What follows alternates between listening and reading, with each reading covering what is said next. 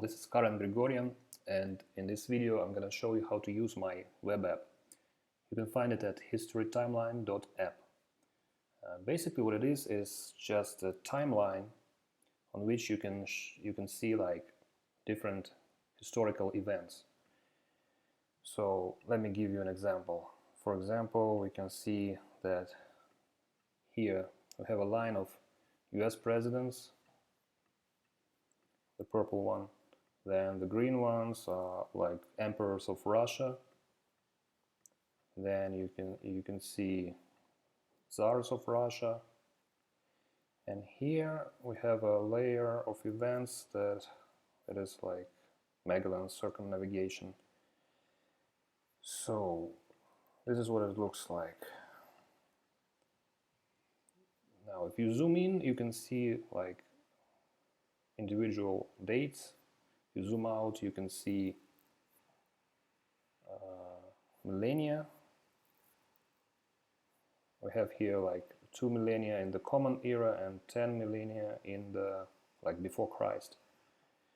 So the next thing I want to show you is that pretty much everything that you see here is a link to some page, usually to Wikipedia. For example, if we click on Nicholas I, we end up on Wikipedia. Now, same goes for links here. For example, this one. Okay. Now, here we have like a library of events, and you can see that by selecting layers of events here, you can toggle them basically. You can add new ones, and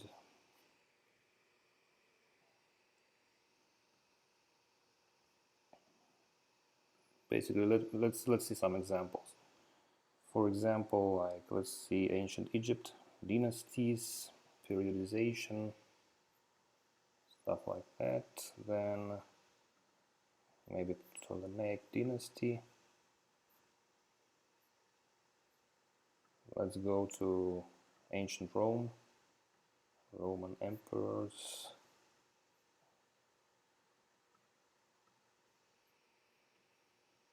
This layer is not finished yet. These are like Roman consuls. And we have timeline of Roman history, and it kind of becomes messy the more layers you open. So, but you can always close them, right? And the next thing I wanted to show you is that every layer, for example, let's go to Russia. Every layer has a source, a link to a source. So basically, for example, if we click on a source next to Tsars, we can see a page that I used to create that layer.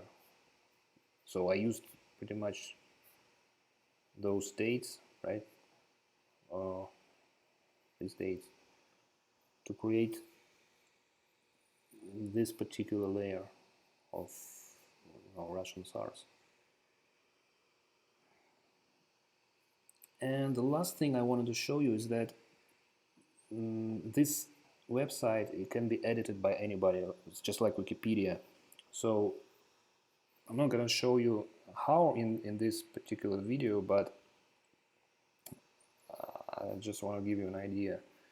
So if we click here, you can see that each layer now has an edit button. So you can click on it. For example, next to Tsars of Russia, we click edit, and you end up on a page that has this information that is used for for creating this layout. And if you edit this page, then this particular layer will be changed here. That's it.